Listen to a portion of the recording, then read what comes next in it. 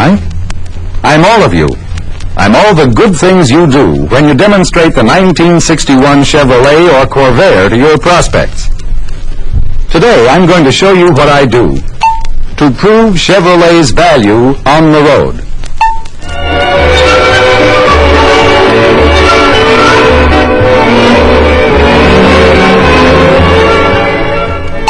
One of the basic rules for a truly effective demonstration is a demonstrator that's clean inside and out, so the prospect's first impression is a good one.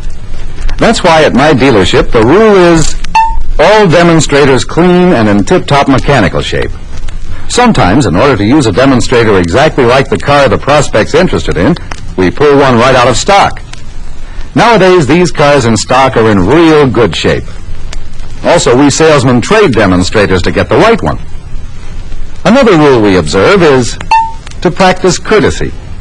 For example, I always open the doors and make a good impression on my prospects in all ways.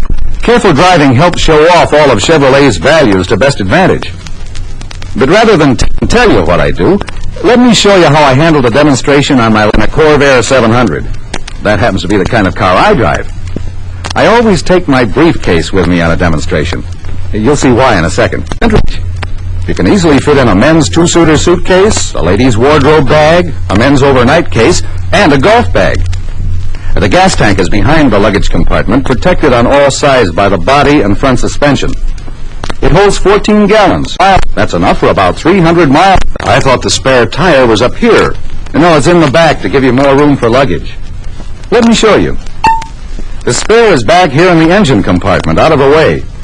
It's kept cool and well ventilated by a steady stream of air, which this blower draws in from the outside to cool the engine. This car has another feature that you'll like. This folding seat. With the seat down like this, you'll find it easy to haul big, bulky items like a power lawnmower. And the seat folds up to give plenty of room for 3 people. With the Corvair's new perimeter heater, there are 4 of these heating outlets spaced around the car's interior, very similar to the heating system in your own home. And of course, Corvair has 2 defrosting outlets to keep the whole windshield clear. Just see how comfortable that rear seat is, Mrs. Preston. The wide, high doors make it easy to get in and out, and the floor is virtually flat, as you can see. Are you comfortable, Mrs. Preston? Yes, it's very comfortable. You know, a lot of women seem to go for the Corvair. In fact, my wife fell so much in love with my 1960 Corvair that she made me promise to get a Corvair for my 1961 demonstrator. Now, here's something important when you have children. With this push button in the down position, the youngsters can't open the car doors. It's a real safety factor. Get in the front, Mr. Preston. Above on the left is the fuel gauge, and the knob on the left below it is the light switch. And next to it is the windshield wiper control. Now, these twin warning lights are for the temperature, oil pressure, generator, and fan. And notice how uncluttered the dash is, how easy it is to see. Notice when I turn on the windshield washer that the Corvair wiper has no slowdown when you keep plate glass. Now, to start the engine, I simply pull out the choke and turn the key. A manual choke is the best type for an air-cooled engine since it prevents carburetor icing, which could result in wasting gas. With the engine in the rear, the Corvair is extra quiet. The sound of the engine goes out the back, and so does the engine heat.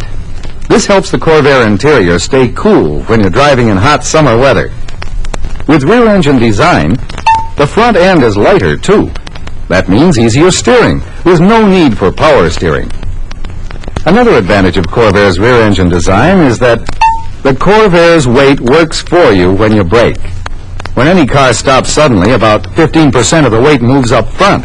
With the Corvair, a sudden stop balances the weight almost evenly between the front and rear wheels. The rear wheels are braking too, and you keep control in front. But with front-engine compact cars, you have maybe 65% or more of the weight in front in a sudden stop. When a car is nose-heavy like that, you can lose control. With this balanced braking, plus bonded brake linings for long life, you sure don't need power brakes on the Corvair. With that turbo-air engine in the rear, Corvair has plenty of get up and go, as you'll see when we start up. And to show you how gently this Corvair smooths out the bumps, we'll go over some rough pavement on our way. You'll find that the Corvair rides smooth as silk because it has coil springs on every wheel. If you're all set, we'll go for a Corvair ride. While we're riding, I say as little as possible so that my prospects have a good chance to settle back and enjoy the pleasure of the ride.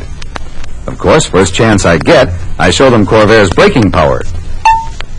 Your Corvair will settle down to a solid, even stop like this every time.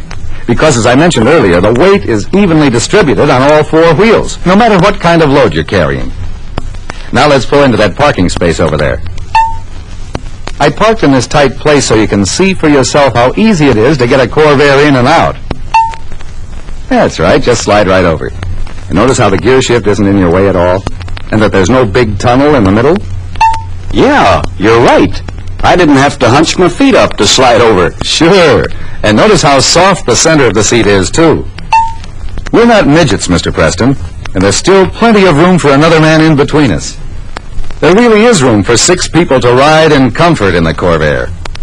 Now, just adjust the seat and the rear-view mirror so you're comfortable and can see well. You don't have to use the choke to start the engine now because it's already warmed up. If you're all set, just drive wherever you want to go, Mr. Preston. While the customer is driving, all I do is answer questions. I encourage him to drive anywhere he wants to go. I figure that the longer he drives, the better he knows what the Corvair will do for him. But other than his driving, a complete demonstration is made as we go once around the block. When we get back to the dealership, I always wind up my demonstration by giving them the sticker price for the basic car with no extra equipment. That gives them a hard-to-match figure in case they check other makes later.